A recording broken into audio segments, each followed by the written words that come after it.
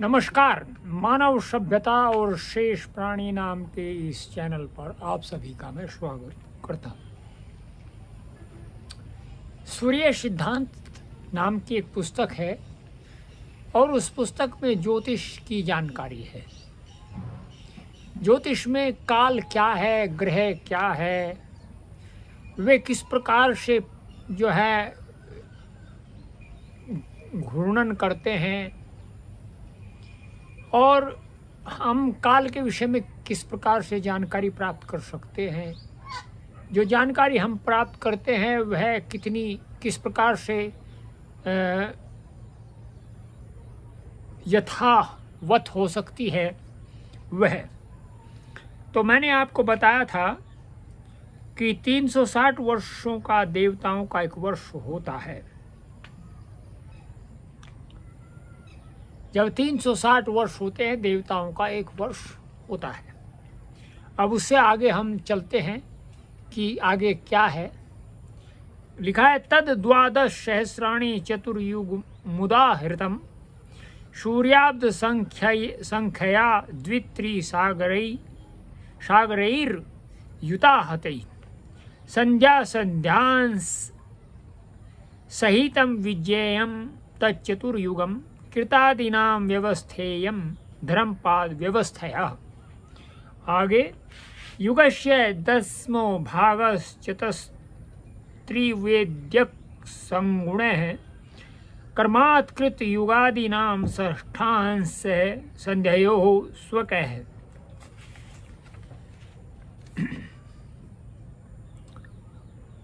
12,000 दिव्य वर्षों का एक चतुर्युग होता है।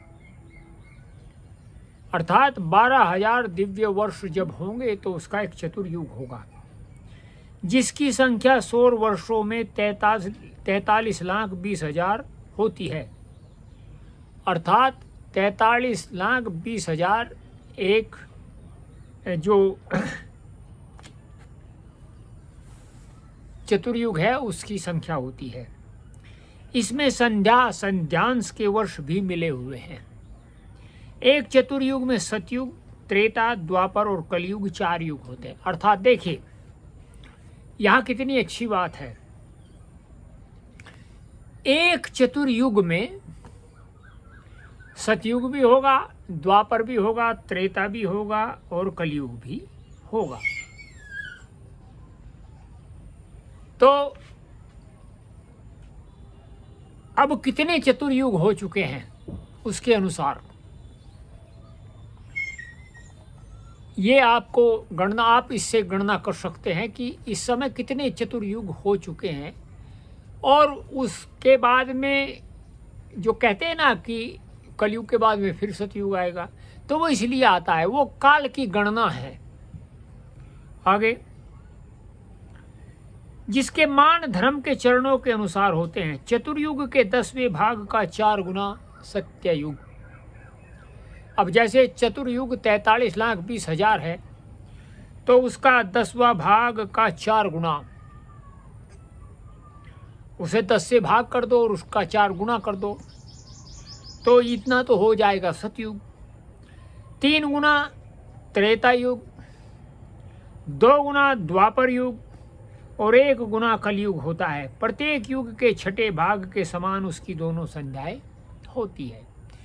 प्रत्येक युग का जो छठा भाग है उसकी जो है दोनों संध्याएं होती है। आगे सुरों या असुरों के 360 दिन का एक दिव्य वर्ष होता है। देवताओं का एक दिन 100 वर्ष के समान होता है। इसलिए यह स्पष्ट है कि देवताओं का एक वर्ष 360 वर्षों के समान हुआ। 12,000 दिव्य वर्षों का अथवा 12,000 गुणा 360 वर्षों का एक चतुर्युग है। चतुर्युग को महायुग भी कहते हैं। एक महायुग में 4 युग सत्ययुग, त्रेता, द्वापर और कलयुग होते हैं। इसीलिए इसको चतुर्युग भी कहते हैं।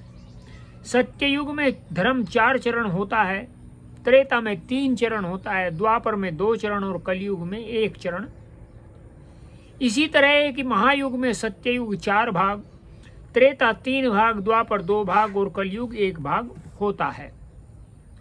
अब देखिए, दोनों संध्याओं सहित सत्ययुग का मान हुआ 4800 दिव्य वर्ष।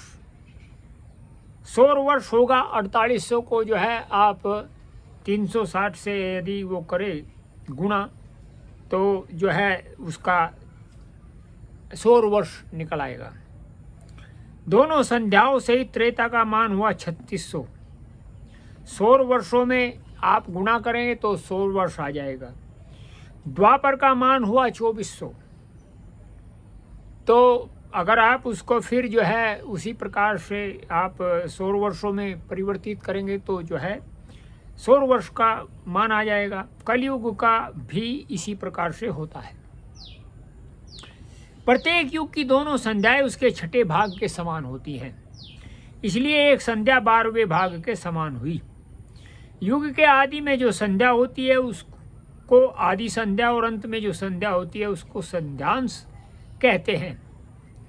सतयुग की आदि व अंत की संध्या होती है दिव्य वर्षों में तो 400, सौर वर्षों में उसके अनुसार गुणा करने के बाद में त्रेता की 300, द्वापर की 200 और कलयुग की 100। इस प्रकार से ये संध्याएं। अहोरात्र में प्रातः और सायं 2 संध्याएं होती है। वैसे ही चतुर्युग के प्रत्येक युग में 2 संध्याएं होती है, एक आरंभ में और एक अंत में। इस प्रकार से तो ये हुआ। आप इसको समझने का प्रयत्न कीजिएगा कि कितनी संध्याएं होती है, कितना चतुर्युग होता है, कितना महायुग होता है। और उसको यदि हम सौर वर्षों में उसकी गणना करनी चाहे तो हम उसकी गणना कर सकते हैं। तो तब आप जो है जो सृष्टि का जो काल क्रम है उसको जान सकते हैं। तो बहुत सारे लोग होते हैं जो इस पर भी प्रपंच करते हैं, जबकि ये प्रपंच नहीं है।